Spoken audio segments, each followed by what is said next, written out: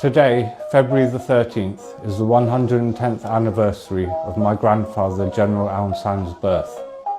He is referred to by the Burmese people as the father of the nation for his work towards Burmese independence and uniting the country. Sadly, he was assassinated just 6 months before his goal was realised. My mother was 2 years old at the time. In honour of his birthday, I will be making one of his favourite dishes, phở bio, made from sprouted beans.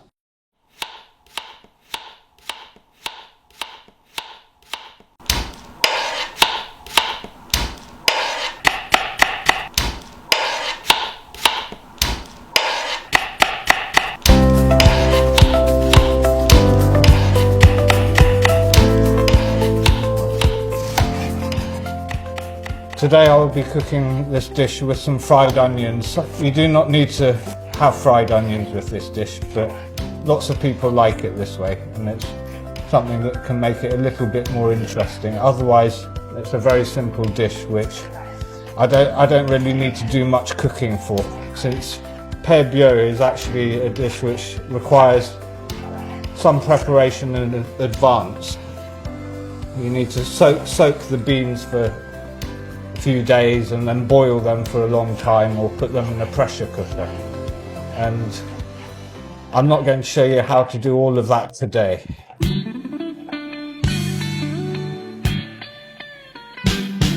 Meme often referred to my grandfather as Anya Tha, meaning upcountry or hot region guy. There is also a Burmese saying, Anya Tha per chaite, which means upcountry guys like bean seeds. Once the oil has got to temperature, then add the onions.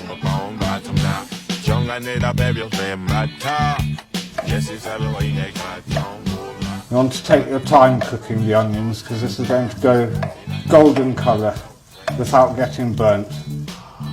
Once the phở bio has been prepared over the couple of days it takes to sprout the beans, then the actual preparation on the day is very simple. You simply put some oil in the pan and chuck the phở bio in and heat it up.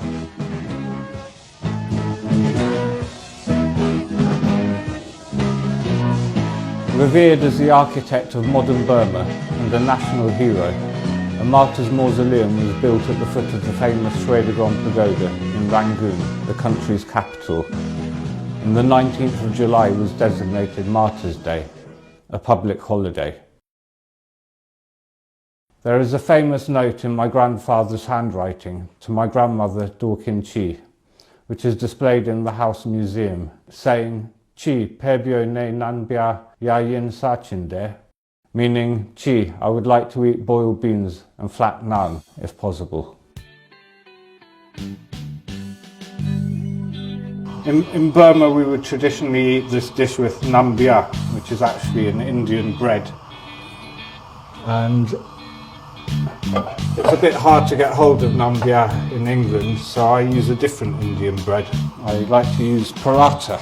One can find these frozen in the supermarket, because it's actually quite a process to make these at home. So I'm glad I found these at the supermarket. To cook the paratha, you need a very hot pan. Phở bio needs salt. Be generous with the salt.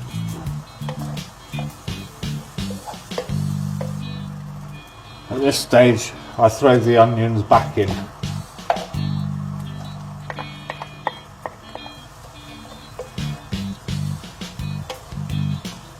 The paratha should bubble up nicely. Now you can see the paratha starting to puff up now. And there we have it. Phở bio and paratha. It is a tradition in Burma and with Burmese people around the world that they prepare this dish on my grandfather's birthday to serve to others. Sabaron.